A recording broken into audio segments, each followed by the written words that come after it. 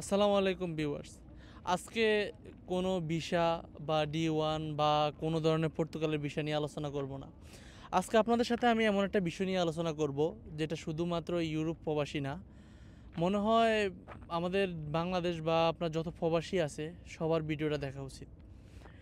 আসলে প্রবাস জীবনে আমরা প্রায় শুনে থাকি যে আপনার অনেক ধরনের সমস্যা বা বিভিন্ন দেশে প্রায় আত্মহত্যার গল্প শুনি বা আমাদের অনেক প্রবাসী আত্মহত্যা করে।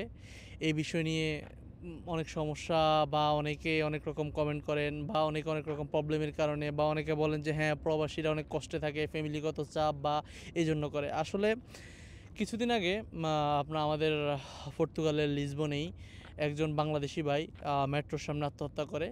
জানি না তার কি এত সমস্যা ছিল সে আত্মহত্যা করছে। আসলে ভাবলাম এই বিষয়টা নিয়ে আপনাদের সাথে কথা বলা দরকার। আসলে দেখেন, প্রবাসী বলেন বা যে কোনো মানুষই বলেন, কোনো না কোনো মানসিক চাপ, আপনার দেনা বা প্রবলেম বা ফ্যামিলিগত সমস্যা এর বাহিরে না। আমরা যারাই আছি না কেন মানুষ, সবাই সমস্যার ঊর্ধ্বে না। কেউ কোনো দিক থেকে না কোনো দিক থেকে প্রবলেমে থাকি। একজন পুরুষের আত্মহত্যা কখনো সমাধান নয়। আমরা মুসলিম হিসাবে তো আত্মহত্যা কখনো আমাদের ধর্ম সাপোর্ট করে না। তেমনি একজন পুরুষ হিসাবে আপনার হাজার অপরচুনিটি আছে। আপনি চাইলে আপনি আপনার যেই আত্মহত্যা করে যেমন পৃথিবী থেকে চলে যাইতে চান, তেমনি আপনি আপনার চাইলে আপনার সমাজ, আপনার দুনিয়া থেকে আপনি আলাদা হইতে পারেন। তাহলে আপনি কেন আত্মহত্যার পথটাই বেছে নেন? আসলে আমরা চিন্তা করি যে না, আমার মতো অসুখী আর কেউ নেই, আমি প্রবলেমে আছি, অমুক আমার থেকে ভালো আছে বা আমার মতো সমস্যা আর কারণ নাই। আসলে বাস্তবতা দিকগুলো বিবেচনা করলে সমস্যার বাইরে কেউই নাই। আপনি দেখতেছেন আপনার চারপাশে সফল ব্যক্তির অভাব নাই। এই সফল, এর এত টাকা, এই ব্যবসা করে সফল। দিন শেষে আপনার তারও কোনো না কোনো দিক থেকে প্রবলেম আছে, সমস্যা আছে। কারোর টাকা আছে, ফ্যামিলিগতভাবে হ্যাপি না।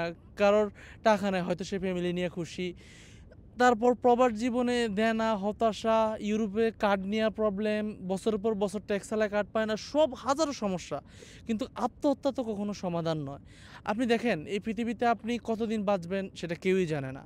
আপনি এই সুন্দর একটা পৃথিবী ছেড়ে এত দ্রুত বা নিজের সিদ্ধান্তে বা পরকালটাকে হারানো, আমরা মুসলিম হিসেবে তো কখনোই এটা মানে কোনো ভালো সিদ্ধান্ত না।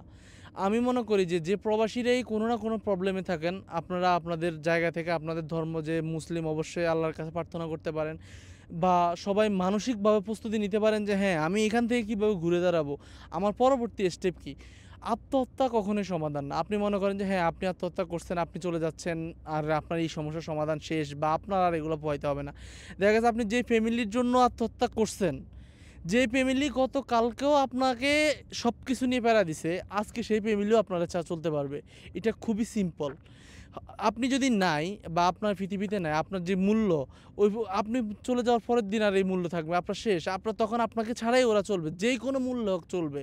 তাহলে আপনি কেন আপনার এত সুন্দর জীবনটাকে আত্মহত্যা বা এই ধরনের প্রবাসী জীবনে যত সমস্যাই থাকুক, আমার প্রবাসী ভাইদের বা সবার কাছে রিকোয়েস্ট, আত্মহত্যা কখনোই সমাধান না। ভালো থাকবেন। আসসালামু আলাইকুম।